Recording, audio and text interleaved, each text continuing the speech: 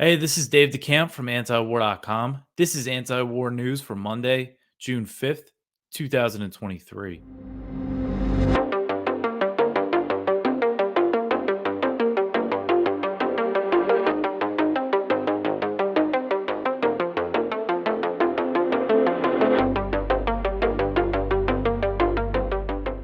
All right, the first story at the top of antiwar.com today. Blinken rejects calls for a Ukraine ceasefire. And this article is by Kyle Anzalone.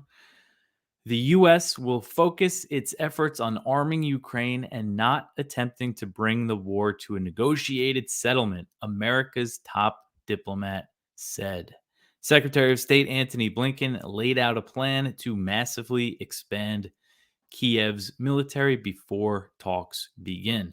So, this was a speech that Blinken delivered in Finland on Friday, again, coming out explicitly against the ceasefire, explicitly against a pause in fighting. And again, Kyle said, this is supposed to be America's top diplomat. So, here's what he said. Quote, some countries will call for a ceasefire, and on the surface, that sounds sensible, attractive even. After all, who doesn't want warring parties to lay down their arms? Who doesn't want the killing to stop? But a ceasefire that simply freezes current lines in place and enables Putin to consolidate control over the territory he seized, it would legitimize Russia's land grab. It would reward the aggressor and punish the victim, end quote. So, I mean, he asks, who doesn't want the killing to stop? And apparently he doesn't want the killing to stop. That's what he's saying. I thought when the White House came out against the ceasefire back in March before Xi Jinping traveled to Moscow, there was a report after that, I think in the New York Times, saying that the Biden administration was worried about, the PR of coming out explicitly against the ceasefire, saying, oh, we don't want this war to stop. We want this war to continue. So I thought maybe they learned a lesson. But here you have Blinken just declaring, nope, this war is not ending. And he's saying that he believes, Ukraine is going to be able to regain territory, or maybe it's not even so much about that. He's talking about long-term support for Ukraine. He said, quote, America and our allies are helping meet Ukraine's needs on the current battlefield while developing a force that can deter and defend against aggression for years to come.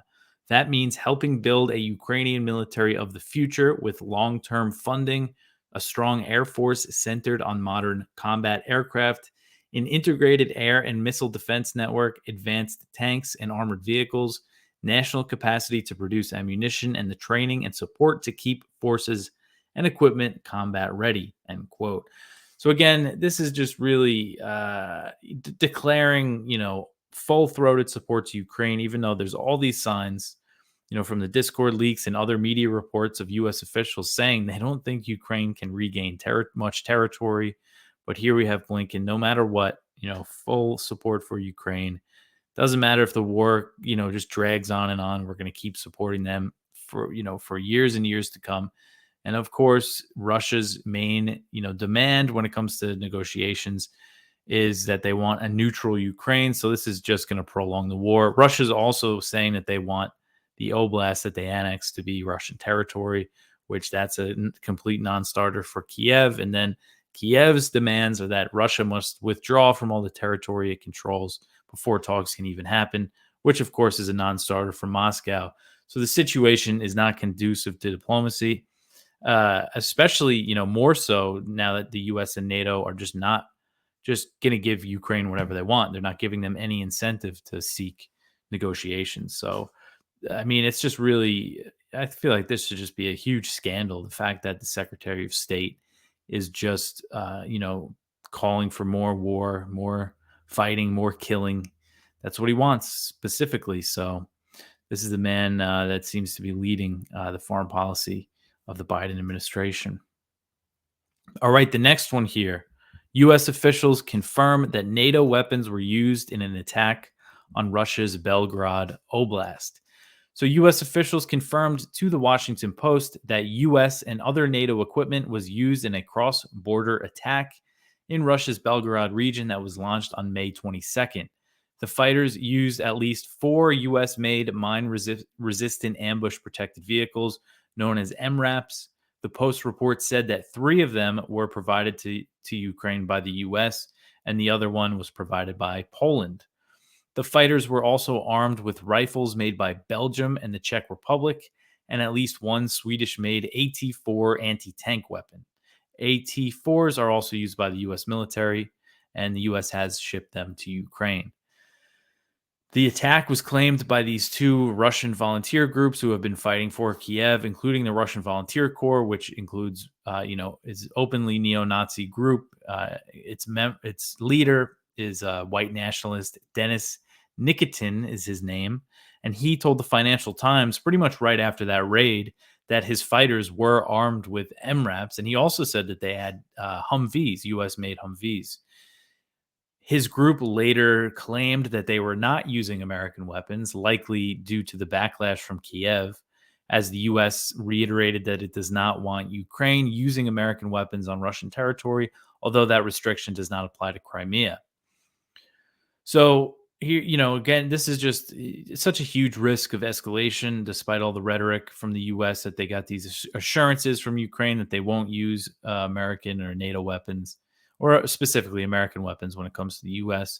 in Russian territory. Again, the Discord leaks show that there's all these signs that they would, that Zelensky was discussing attacks, plotting attacks inside Russia. So since that May 22nd attack in Belgorod, the Russian volunteer groups have claimed more raids in Belgorod. On Sunday, Russian authorities said that Ukrainian saboteurs had infiltrated a village in Belgorod near the border. So again, there was another attack last week, and then again on Sunday, there's been a lot of shelling there. And the Russian Volunteer Corps, they claimed that they captured Russian soldiers in the area. So it seems like as of Sunday night at least, that there's still fighting going on in Belgorod. Kiev has tried to distance itself from the Russian volunteers, but according to the Times of London, and I haven't really seen this anywhere else I've been looking, so if anybody can find something on this, please let me know. According to the Times of London, Discord leaks show that Ukraine had been planning attacks on Russian territory using these Russian volunteer groups for some time. One of the documents said that the Russian citizens fighting for Ukraine are armed with various qualitative types of NATO weapons. I emailed the Times reporters that wrote that story, never heard back from them. I would love to get a hold of that document. I looked through all the document archives I could find from the Discord leaks, but I couldn't find anything that said that. So again, if anybody can find that, please send it over.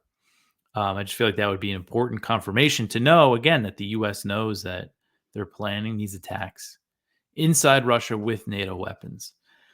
All right, the next one here, Russia says that Ukraine launched a large-scale offensive. The Russian Defense Ministry said early Monday morning that Ukraine began a large-scale offensive by launching attacks along 5 sections of the front lines in the eastern Donbass region. So according to RT, the ministry said that the offensive began early Sunday and that the Ukrainian forces were unsuccessful. The Russian Defense Ministry said, quote, the enemy's goals was to breach our defenses in what they assumed was the most vulnerable section of the front line. The enemy has failed to reach its goals and was unsuccessful, end quote.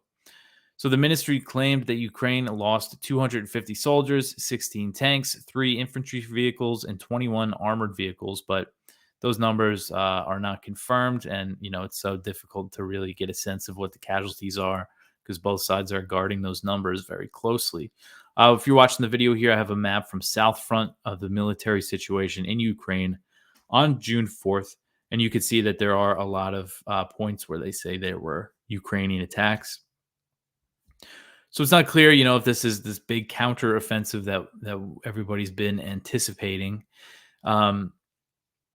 But there have been signs, Ukrainian officials were kind of hinting recently that it might be starting soon. But so it looks like whatever is going on, there was a lot of Ukrainian attacks, and Russia is saying that they repelled them, that they failed to advance. All right, the next one here, NATO-trained armed soldiers will lead Ukraine's counteroffensive. So this is from Kyle Anzalone over at the Libertarian Institute, and it's based on a report from the Washington Post that says Ukrainian soldiers trained by NATO and armed with Western weapons will serve as the tip of the spear during the upcoming counteroffensive against Russian forces. Defense Minister Alexei Reznikov said that this support represents the next level of security assistance. So NATO's support in, training and planning this counteroffensive. Again, it just shows how involved the US and NATO are in this war. Kiev's 47th Separate Mechanized Brigade has spent months training in Germany to use Western-made weapons and tactics on the battlefield. The soldiers spent a significant amount of time in the classroom learning simulations. The brigade will be armed almost entirely with Western weapons. So it's a NATO army fighting Russia. That's what's going on here.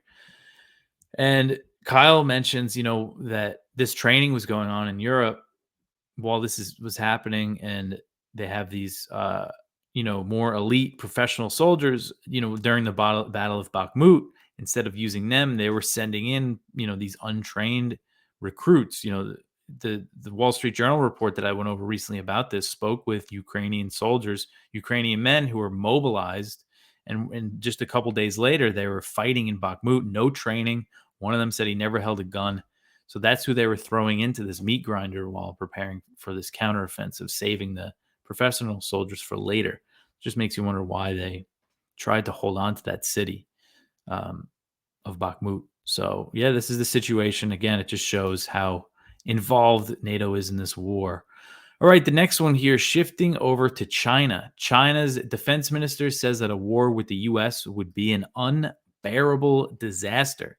So Chinese Defense Minister Li Shangfu delivered a speech at the Shangri-La Dialogue in Singapore, and he said that a conflict between the U.S. and China would be an unbearable disaster, a warning that comes amid soaring tensions between the two powers.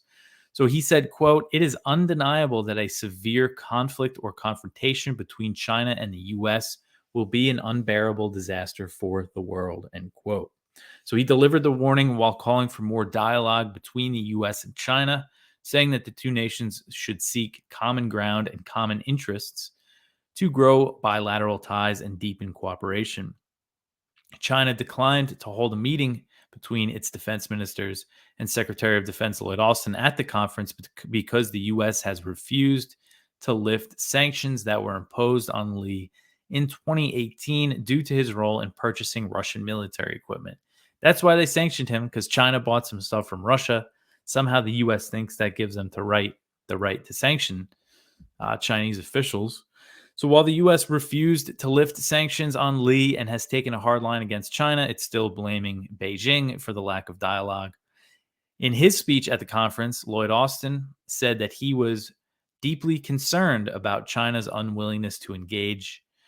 Li, the Chinese defense minister, he offered veiled criticism of the U.S. in his speech, saying that some countries like to enforce rules on others. He said, quote, "Its so-called rules-based international order never tells you what the rules are and who made the rules.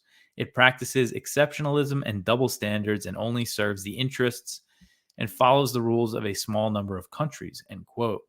So Li also reaffirmed China's position on Taiwan and delivered a warning to the U.S. and the ruling party in Taipei, which is the independence-leaning Democratic Progressive Party. The U.S. has been ignoring China's warnings on Taiwan and continues to increase diplomatic and military support for the island. So Li said, quote, "If anyone dares to separate Taiwan from China, the Chinese military will not hesitate for a second. We will fear no opponents and resolutely safeguard national sovereignty and territorial integrity regardless of any cost," end quote. So more warnings about Taiwan that the U.S. will probably ignore. Speaking of which, the next one here, U.S. accuses a Chinese warship of an unsafe maneuver in the Taiwan Strait. So U.S. Indo-Pacific Command accused a Chinese warship of acting in an unsafe manner when it passed a U.S. Navy guided missile destroyer that was transiting the Taiwan Strait with a Canadian frigate on Saturday. The command said in a statement that the Chinese warship overtook the USS Chung-Hoon in the Taiwan Strait and passed within 150 yards of its bow. The statement said that the Chung-Hoon had to slow its speed to 10 knots. 10 nautical miles per hour. So this is being framed as a near collision between these two ships. 150 yards is a pretty long way. A U.S. Navy destroyer is about 500 feet long, so that's close to 150 yards. And yeah, I used to work on boats and ships, and I used to work in New York Harbor, which it's one of the busiest waterways in the world. 150 yards is a very nice you know distance between yourself and another vessel. Although, the Taiwan Strait is big open waters. When people are deep sea, they don't want to get within 2 nautical miles of each other. But it's just not, a near collision. The U.S. military frames its Taiwan Strait transits as routine, but Beijing views them as provocations. In recent years, the U.S. has increased its military activity around Taiwan and in the South China Sea, ignoring Beijing's warnings.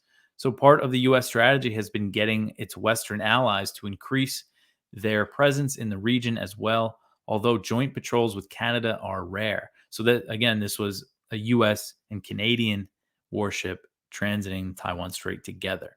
That's something that's become more common, not necessarily Canada, but other U.S. allies. I believe they did it with France not that long ago. Canada's defense minister also spoke at that Shangri-La dialogue in Singapore, and they said that Canada will significantly increase its military presence in the Indo-Pacific. And I mentioned, so Li, the Chinese defense minister, he was asked about this move by the Chinese ship, and basically what he said that China is opposed to, what the U.S. is doing in the Taiwan Strait and the South China Sea. He said, quote, "We must prevent attempts that try to use freedom of navigation, that innocent passage, to exercise hegemony of navigation," end quote. So he said that China has no issue with innocent passage, basically saying that the U.S. is kind of trying to weaponize that, innocent claim of innocent passage. And Lloyd Austin at this same conference, he said that the U.S. is going to continue its military action near China, including naval patrols and surveillance flights. He said, quote, "We won't be deterred by dangerous operational behavior at sea or in international airspace," end quote. So last week, the U.S. accused a Chinese warplane of making an unprofessional intercept of a U.S. military surveillance plane over the South China Sea.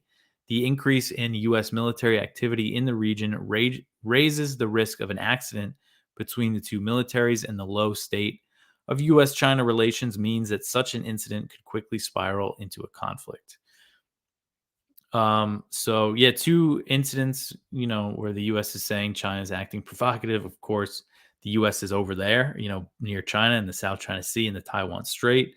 It does seem like, these are, China is reacting again, with, these U.S. warship going down going down the Taiwan Strait. It was definitely, I would say, purposeful of the Chinese ship to cut them off there. I'm not sure exactly what was said in the communications, but China has been warning the U.S. against doing this stuff, and now it seems like it's kind of reacting. And again, just the risk of an accident spiraling into something, I think, is so high, especially as there's no dialogue. And this was all very symbolic that this happened during the Shangri-La dialogue, while the Chinese defense minister and other Chinese military officials were kind of railing against the U.S.'s actions in the region, and the U.S. was, doing the same with respect to China. All right, the next one here, the head of the CIA took a secret trip to Beijing. This is from Will Porter over at the Libertarian Institute. CIA Director William Burns held clandestine meetings with Chinese intel agencies during an unannounced trip to Beijing last month, and U.S. officials told this to the Financial Times. Burns had no formal diplomatic engagements with China. He only met with intelligence officials for talks in May.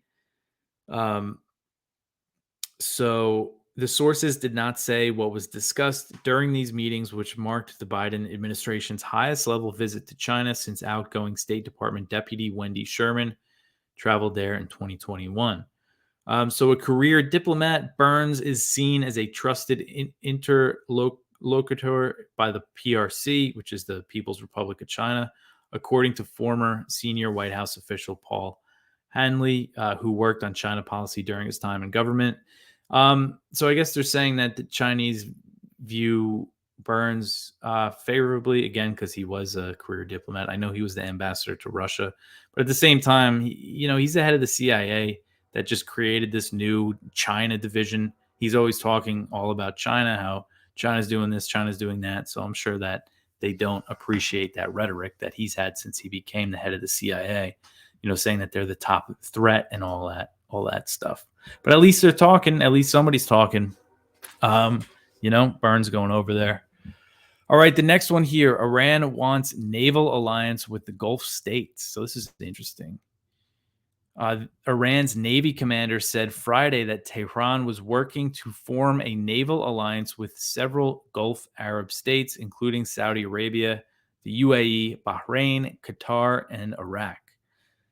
So Iran's naval commander Shahram Irani said, quote, "The countries of the region have today realized that only cooperation with each other brings security to the area," end quote. In response to these comments, the spokesman for the U.S. Navy's Bahrain-based Fifth Fleet said that Iran forming such an alliance defied reason, and they blamed Iran for the current tensions in the region. So the U.S. recently stepped up its military activity in the Persian Gulf after Iran seized 2 oil tankers in the region. And missing from the U.S. rhetoric about the issue, missing from now most Western media reports about the issue, is the fact that Iran seized those 2 oil tankers after the U.S. seized a tanker in the region carrying Iranian oil and forced it to discharge the cargo in the U.S. So they stole a shipment of Iranian oil. Very crucial context when you're discussing this issue, but it's missing from coverage of this. So while the Gulf countries that Iran is looking to build an alliance with have a history of being close to the U.S., diplomatic relationships are shifting in the region. Iran and Saudi Arabia are looking to cooperate more closely after signing a surprise China-brokered normalization deal, and Abu Dhabi and Tehran are also looking to forge stronger ties. And these comments from the Iranian naval commander came after the UAE announced that it withdrew from a U.S.-led maritime coalition in the region. So interesting timing. Maybe this is something that they're actually looking to do, and they're not happy that the U.S. seized that tanker and is really just stoking tensions with Iran in the region. And this really goes against the U.S. and Israel's plans. They've really been wanting to form an alliance between Israel and the Gulf states against Iran. I mean, I think that they might take some drastic measures, Israel or the U.S., to try to avoid something like this.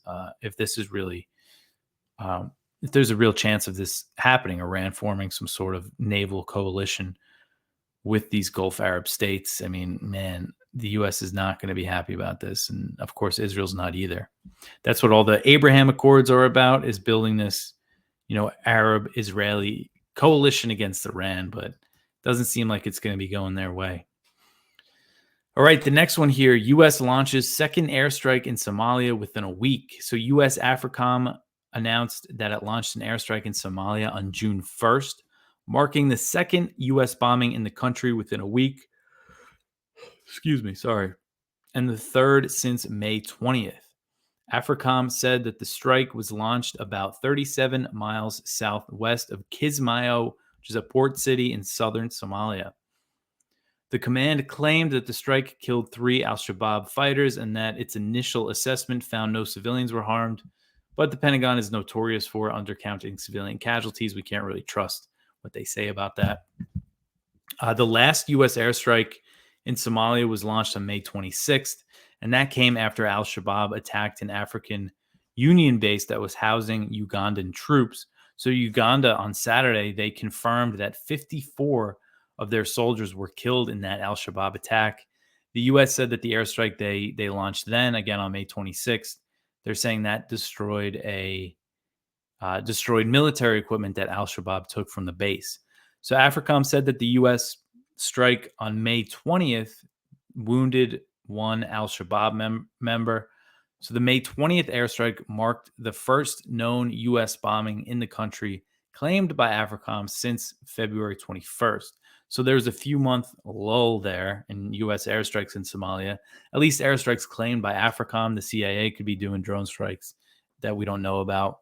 So this looks like there might be some sort of escalation going on here, which is too bad because I was always happy to see when I checked AFRICOM's press releases that they hadn't reported an airstrike since February 21st, because things really escalated at the end of 2022 and in the beginning of 2023. In January and early February, the U.S. was launching a lot of airstrikes because the U.S.-backed government launched an offensive against al-Shabaab. All right, so the last one here is from El País, the Spanish newspaper. The police omitted CIA evidence from this case. So there's a case going on in Spain against a Spaniard who spied on Julian Assange while he was at the Ecuadorian embassy in London. His name is David Morales. He owns a Spanish private security company. He bugged the embassy. He was they were really intrusively spying on Assange. There was cameras in there. People that were going in were getting their phones bugged. And so apparently he kept work that he did for the CIA. So basically, there was a lot of evidence that this guy was working for a U.S. intelligence firm. It wasn't all confirmed, but apparently there was evidence in this case omitted by the police that he had a folder on his laptop that said CIA, and he kept the work that he did for the CIA in there. So it's confirming that the CIA was spying on Assange in the Ecuadorian embassy, the U.S. government. So in theory, this, the case against Assange should be thrown out, but I doubt that the British are going to really care about this. It doesn't seem like they care about this case whatsoever, that they're just going to do what the U.S. wants when it comes to holding Assange and possibly extraditing him. But go check that out for the details on the story. Hopefully, this changes things when it comes to Assange's fate. But that's it for the news. Go check out our viewpoints. We have one from Ted Galen Carpenter, the Biden administration's latest tone-deaf foreign policy positions. They certainly have a lot of those. One from Dan Kovalik and Rick Starling, reflections on Russia and Crimea. The hate goes one way. It's the third part in a 3-part series about their trip to Russia and Crimea. One from Ramsey Baroud, a man without strategy, how Netanyahu is provoking armed intifada in the West Bank. One from Aaron Mate, as Arab states seek peace, U.S. insists that Syrians suffer. That's over at his Substack.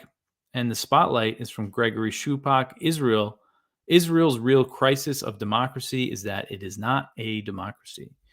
That's over at Fair. But that's everything for today. I hope everybody had a good weekend. You could always support antiwar.com if you go to antiwar.com/donate. Like and subscribe on YouTube. Leave comments. I've been putting the video on Twitter as well. Let me know if you watch it on Twitter. I'm not really sure because Twitter counts a view as if you see 2 seconds of the video play. And I think even if you're just scrolling and it's on mute. So I don't think that their view counts are really a good indication of how many people are actually watching the show on there. I don't think Twitter is really the best video medium, but that might change soon. But that's it for me for today. I will be back tomorrow with some more news. Thanks for listening.